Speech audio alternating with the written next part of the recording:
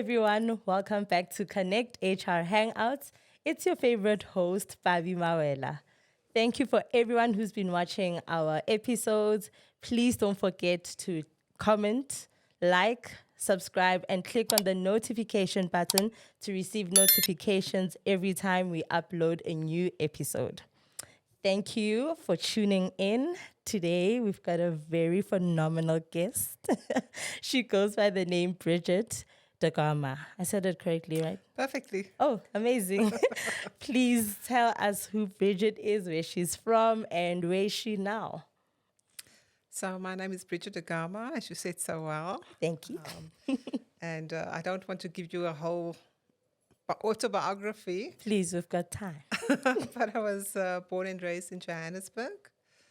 Went to Cape Town for studies, went to UCT, and then worked in Cape Town in a number of industries, in particular investment management, insurance, higher education, IT, and then came back. No, first did my MBA over there, then came back to Johannesburg, where I worked in banking. And after banking, I worked in the hospitality sector as a C-suite HR executive. And then I started my own company. And now I work as a part-time lecturer at Wits Business School. And I also do consulting work on the HR side and work as a fractional HR executive. Oh, thank you. That's amazing. And you spoke about lecturing part-time. What courses do you lecture? I'm very passionate about developing women, Yes. getting the balance in place. Yeah. So I do women in leadership. I do leadership in general. I do the future world of work because it's coming at us so quickly and we have to prepare. And then I do a number of HR-related courses as well. Okay. And you mentioned that also you do HR consulting. Yes. What services do you offer in your business? So often my clients will call me in. They need some strategic HR input.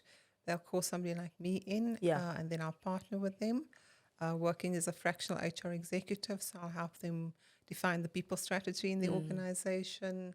I'll help them if they've got to do some work around values activation, culture alignment, if they've got to put in place a talent strategy, because of course talent is very, very critical in any organization. Yes. It's all about the people.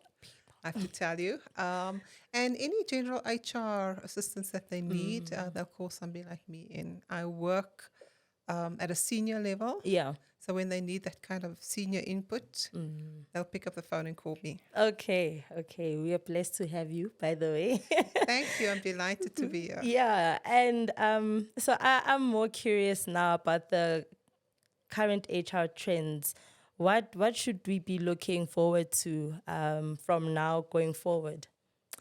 HR, I think, is a very, very exciting space. There's so much going on. Yeah. I think we know with the fourth industrial revolution, things are going to be changing very quickly. And with AI coming in, or with robotics coming in, and all sorts of modern trends, we're going to have to reinvent the way we do HR. I think very much. Okay. At the moment, it's not only governments that don't have the right policies and legislation for the kind of technology coming at us. It's also the HR space. When I think of what's happening, for instance, when I think of somebody like Elon Musk. Yes. And he's got this company called Neuralink. Okay, right? yeah. And what they're trying to do is develop chips, which they will implant in the brain. And they are at quite an advanced stage at the moment. They've done testing on animals, now they're testing on humans. And by the way, there are people that volunteered. I would never. They asked for volunteers and people said, yes, count me in. Yeah. So you have to ask yourself from an HR perspective, if you're going to have those kind of technologies out there, it's only a matter of time before organizations say, well, now this chip makes you more productive. So maybe we should bring it into our workplace. And then we have to have conversations about the ethics around that. Is it ethical Yeah. to, encourage your employees to get chipped? Chips. Some of them may not want to get chipped. Yeah. And also just, what are the practical implications of that kind of thing? Because let's say this brain chip makes you more productive.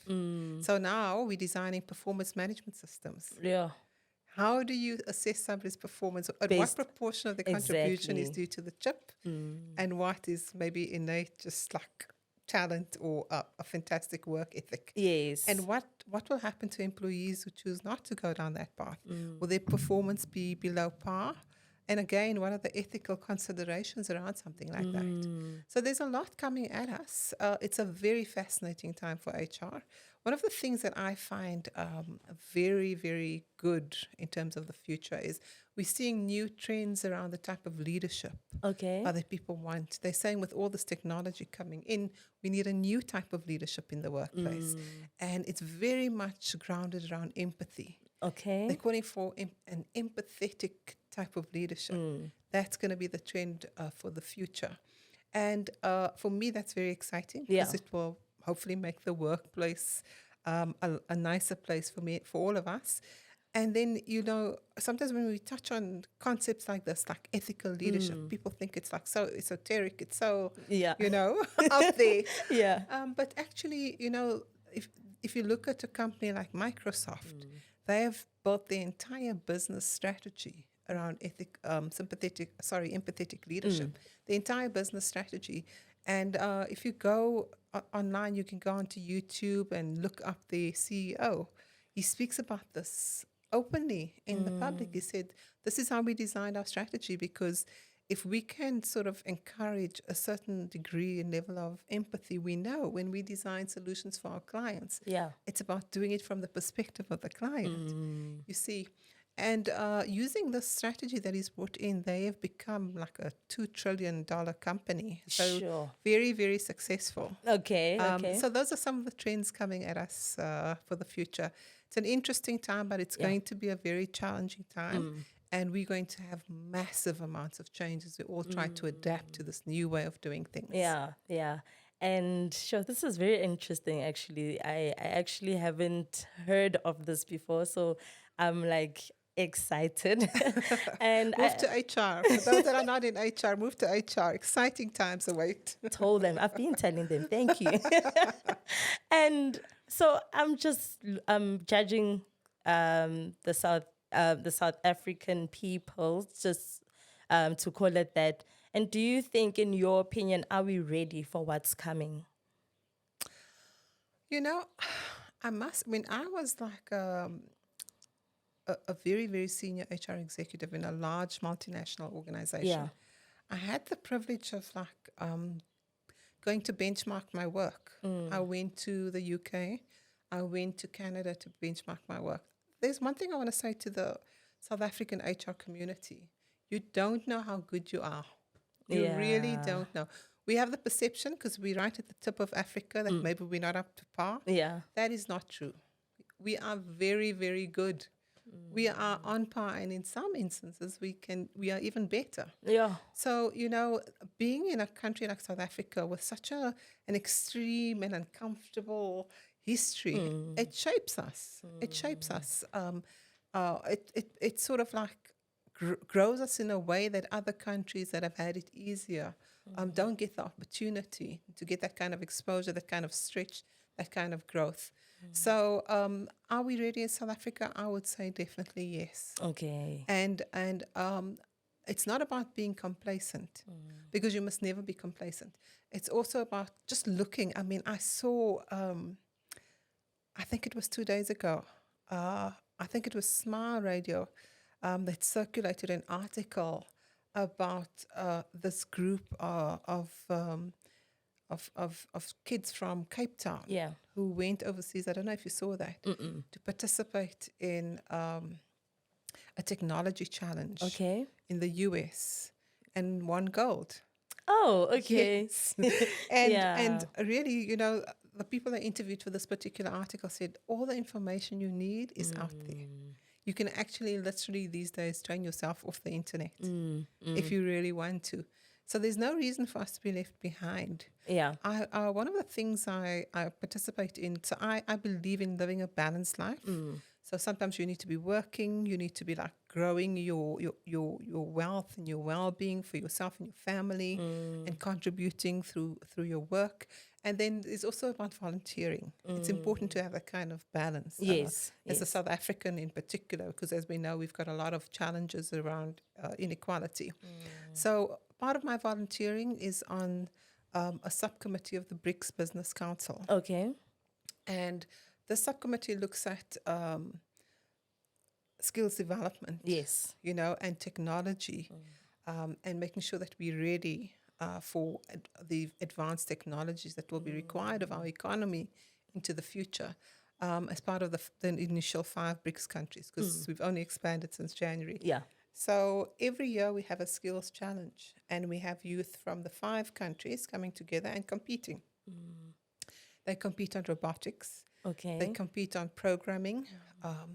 They compete on a whole lot of very advanced technological sort of sciences.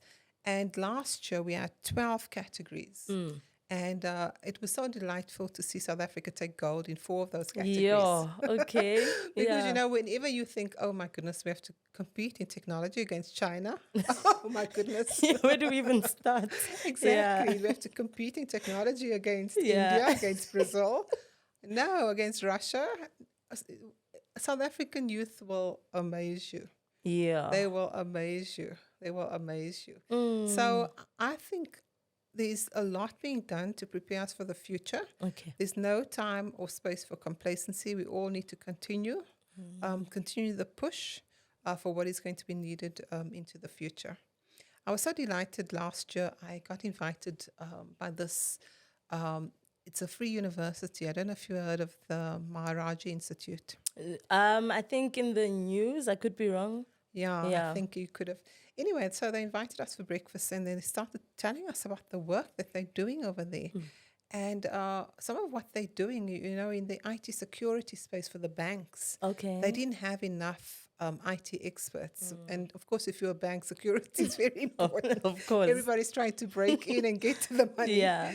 And they've been actually training graduates for large JSE-listed organizations. Entities, yeah. These are kids that come from absolutely nothing. And nowhere. They don't have the resources to go to other universities.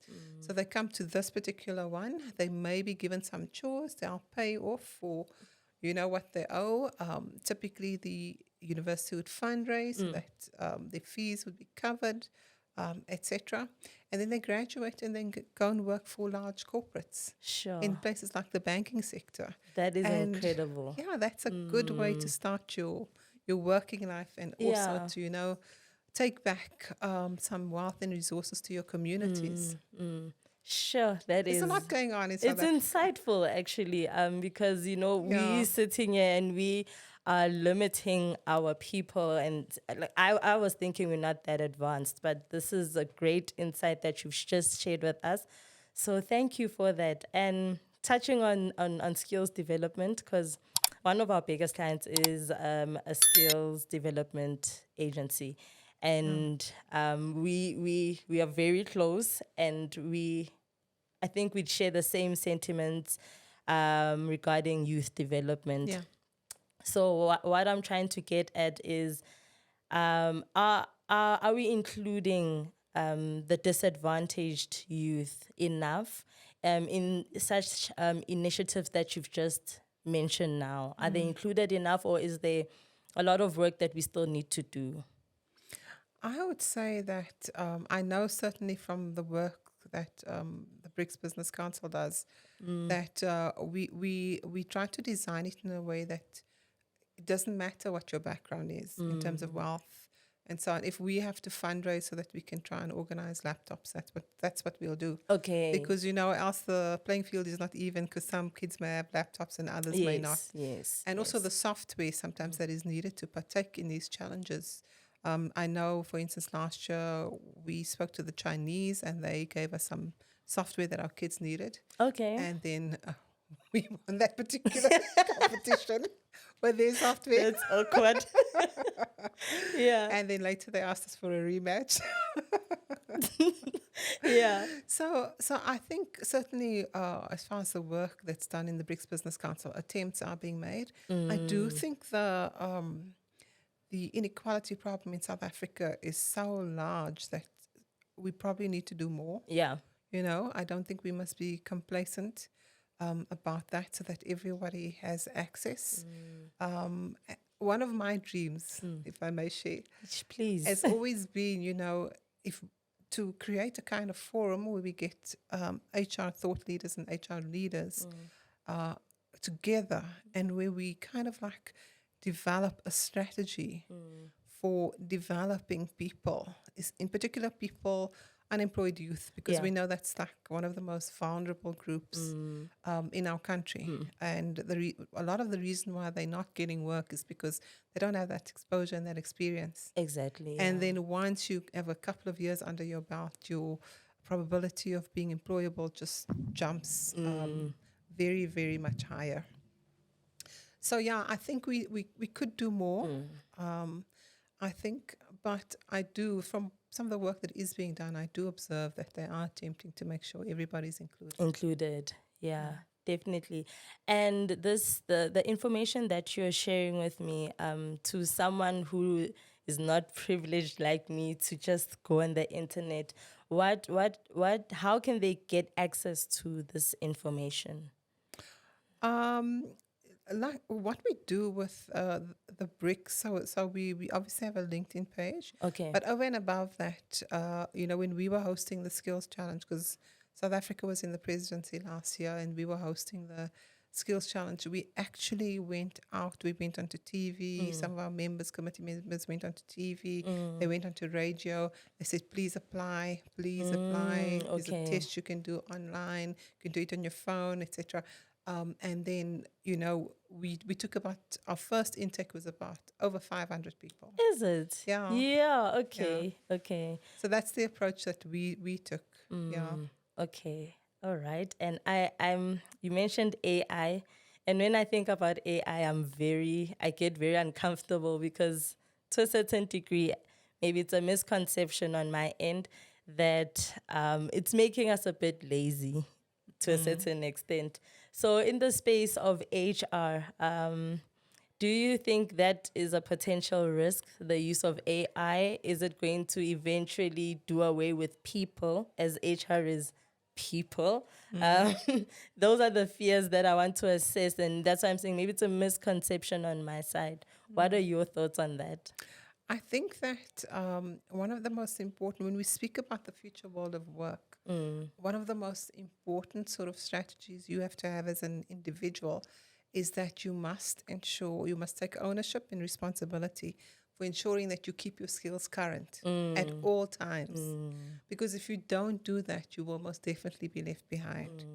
For those who have current skills that are needed by organizations, they're always going to be sought after. Yeah. You know, so you've got to have that ownership and that responsibility. A number of the world's foremost universities are actually putting out course material out there. So, you know, there's somebody I read like a few years ago, a child in Pakistan doing a course at a prestigious American university while they're living in Pakistan, because the course material was out there. So you want to go and do the course, go do the course. Okay. You know? Yeah. So it's incumbent upon you to have the discipline and the focus to go and just like find out what's available out there and acquire that knowledge and that those skills. I think more and more we're going to incorporate artificial intelligence. You know, I think there's no way of avoiding it, unfortunately. So your only defense is to remain current, because what's going to happen is current jobs are going to change, obviously, for a new context. You know, and if the machines are doing the work, we'll have to be the ones running the machines, and we'll need to understand how to, for instance. Yeah. So it's very, very incumbent upon people not to be complacent, to take ownership for their own development journeys. And I say this to people irrespective of their level in the organization. I'm not speaking to the youth only now. People at all levels. Yeah. You are going to become very stale very quickly if you don't have that kind of discipline and that kind of like ethic around Yeah. making sure you're on top of things. What's going to happen into the future is because it's going to be technology driven, the change evolutions are going to be very quick. Yeah. So you're going to have to be able to learn, apply, unlearn, and then relearn something Yeah. new in endless cycles, right? Yeah. So if you can't do that, if you don't get into that, because there are people that are so change averse that, you know, they're just not into it. They just like, I Yeah. give up. So you're going to have to be able to get into that cycle of doing things, always with an appetite to learn something new, Yeah. to refresh your skills, to refresh your knowledge. Sure. And based on your observations, are people open to learning new things, or is it still a challenge in organizations? It varies from organization to organization. But remember, the thing about organizations is that Yeah. culture is shaped, right? 100%. You can either leave your culture to evolve organically and then end up with what you end up with, or you can try and shape and influence your culture. Okay. So you need to build that culture in the organization where learning is prized, it's recognized. People get the chance to apply what they've learned. Yeah. You got to create that kind of organizational culture. It's very, very important. Yeah. Sure, because I know that the youth, we don't want to learn, we don't want to unlearn, we don't want to relearn. So it makes me quite nervous as I hear you talk about what's yet to come. Sure, I am nervous. So in terms of, let's talk about employee wellness. Yes. That's a topic that I am also quite something's not adding up here. So maybe to give our viewers some context, especially people that are not in organizations, in your own words or your definitions, what is employee wellness? Let's first understand that. So employee wellness is both physical and psychological wellness. And one of the consequences of the pandemic is actually that levels of depression have skyrocketed. Yes. Post the pandemic, right? So organizations are struggling. The people in the organizations are struggling. So a lot of forward-thinking organizations are now putting in place wellness programs because if you're the kind of organization that prizes and values your employees, you want to make sure they're okay. Exactly. So wellness would comprise of like different programs. In my last organization, the Pink Walkathon Challenge that's held once a year. Yes. We used to open it up to the whole Organization. company. Okay. And if they wanted to register, we would register them and pay the registration fee. And then we would host a marquee tent afterwards where we would feed people and they could spend time with each other and so on. And we allowed them to bring their families as well. So it became like a family day, an opportunity to get some exercise. We did the walk, obviously, and an opportunity to break bread together and to meet each other's families. Yeah. So initiatives like those, I think, are very, very important. Because of what I referred to earlier around the pandemic, and we're seeing now record levels of depression. Yeah. A lot of organizations have what they call EAP, employee assistance programs, where they outsource certain aspects of wellness to companies that can provide, for instance, therapy, counseling, and different kinds of wellness sort of interventions that people need. The other side of the coin as well is because, sometimes some organizations have cultures where they don't understand that the importance of downtime, the importance of annual leave, and actually encouraging employees to make use of annual leave, because that opportunity to actually just stop and restore yourself actually is very, very, very, very important. Because when you come back, you're re-energized, you're able to be more productive, etc. A lot of, in some countries like Germany, they've actually banned overtime. Or is it? Yes, they like, because Yeah. employers will just want more and more and more and Exactly. more Yeah. and more. And you work one weekend, now you have to work 2 weekends. Now it's the whole month you have to work in the Yeah. weekend. So they just like insisting for the long term health of those populations. They're just insisting that there is balance Mm. in terms of how these things are approached. Yeah. Because I sorry, were you done? No, carry on. No. I'm done. Thank you. Okay. Because I feel that or employees rather, struggle to be productive because of a lack of a balanced life. And when I talk about a balanced life, believe it or not, some people don't understand. So, in your opinion, what is a balanced life? A life that's literally full circle for an individual. Yeah. I think it's the opportunity to actually work in a way that is smart, where you give of your best for the organization when you are engaged in work, but also having that time to connect with your loved ones and your Yeah, family and your friends. That is very, very important for mental health as well. yeah, Having that time. One of the I like to like follow longevity studies. I want to like how yeah. have you ever heard of the blue zones? No, no, no, I haven't. The blue zones are like spots on the world map where people live the longest. Oh, okay. Yes, they're called the blue The zones. You blue can zones, actually like okay. Google and find out about them. So one of the factors that actually plays an important part in these blue zones is connection. And now in the HR literature, you will see them speaking about connection. That connection is very, especially now with hybrid work. Yeah, They're saying like, we don't want to lose that connection because we know how important to psychological well-being connection is. So one of the things actually that aids longevity is connection, is actually having that community connection. yeah, Having that connection to family, having that connection to friends. It's very important. yeah. you know. And even like some studies I've seen, like some TED Talks of researchers just sharing, like in places like the US, where they also undertook longevity studies, and they said some of the people who do the best are people that are actually able to stay connected to others in the community. And they said, you think connection is like, okay, a 50-year marriage. It's not always that. Yeah, It's just being able to have like throughout your day, those connection points to others yeah, yeah. in your community. Sure. Okay, that was very insightful. We're just going to take a 1-minute break. Please stay tuned for a little ad. We'll be back. Time is ticking. We've got new features on Connect HR. You'll be able to access the following: timesheets, intuitive tax calculator, fringe benefits calculator, and a comprehensive leave report. Seamless HR solutions for the everyday company. Start your 90-day free trial now.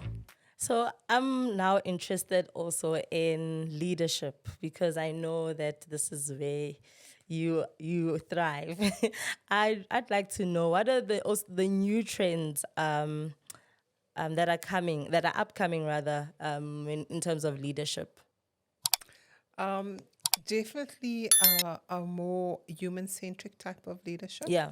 And consisting of components like, an adaptive kind of leadership. Yeah. A more authenticity is so big, Yeah. especially for Generation Z.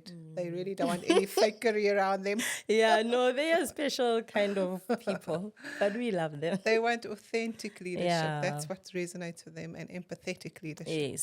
So those three components: adaptive, authentic, and empathetic, yeah. are the three that will constitute human-centric type of leadership.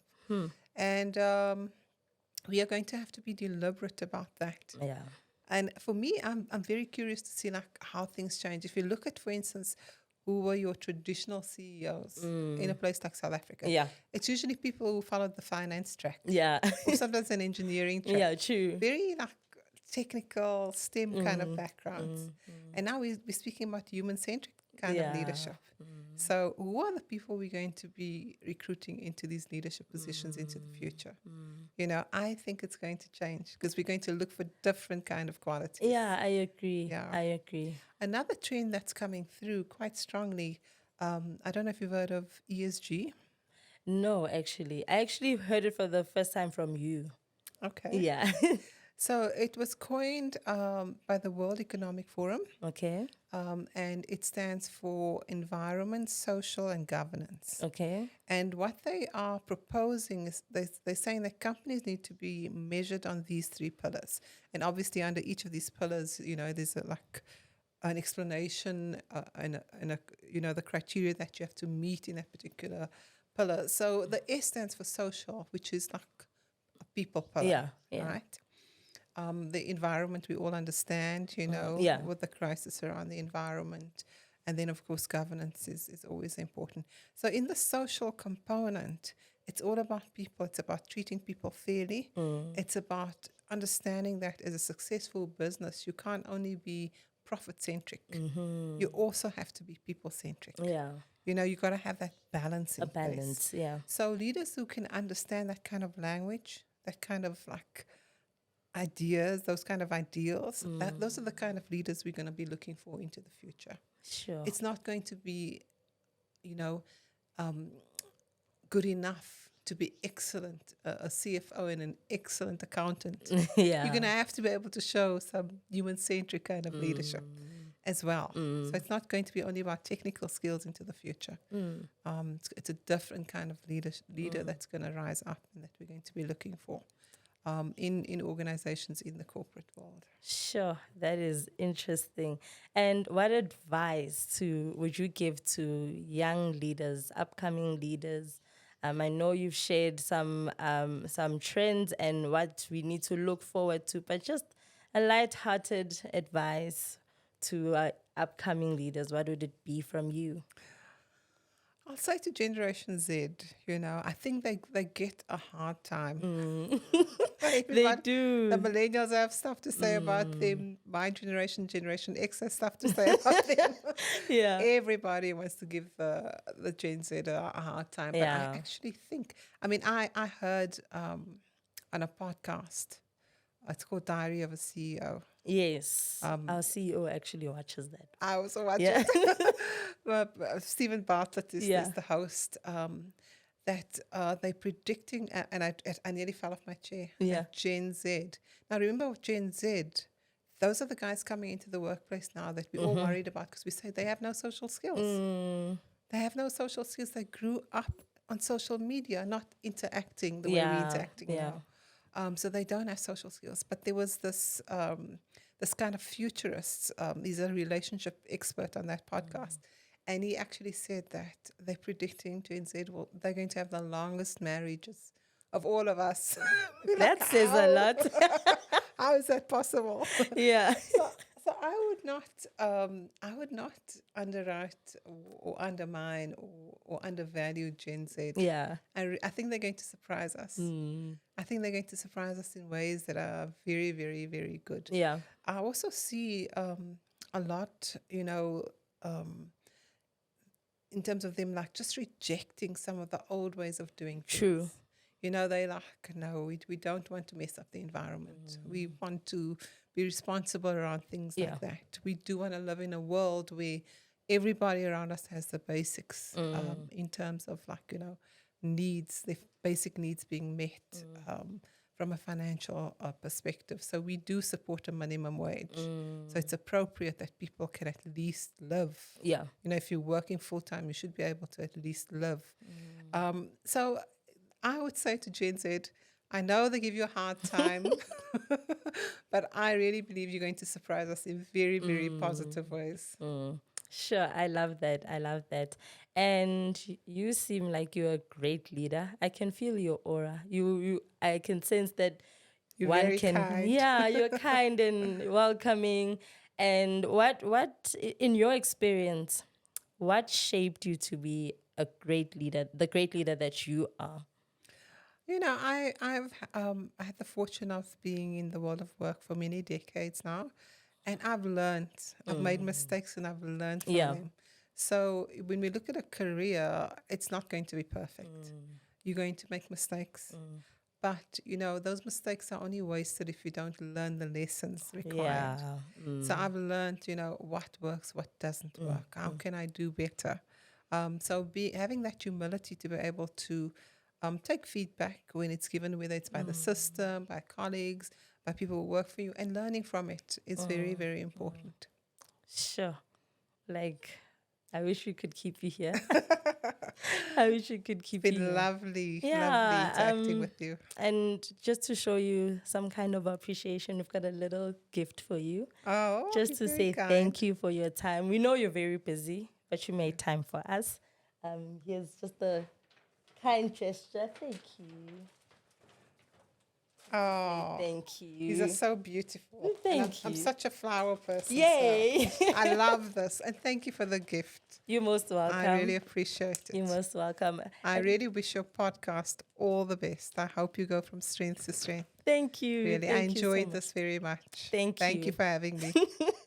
Thank Thank you for spoiling me also. That's nothing. More yet to come. Ladies and gentlemen, thank you. You heard yourself. Brigitte had a lot of insights to share. We hope we are also helping you some way, just to keep, ahead of time. And we thank you for tuning in. Where do people find you on LinkedIn? You can find me. Most people find me on LinkedIn. Yeah. Okay. You spell my name Brigitte, and then Da Gama, DA space GAMA. Thank you. You've heard it for yourselves, ladies and gentlemen. Stay blessed, stay safe. It's your sizzling host, Babi Mawela. See you next time.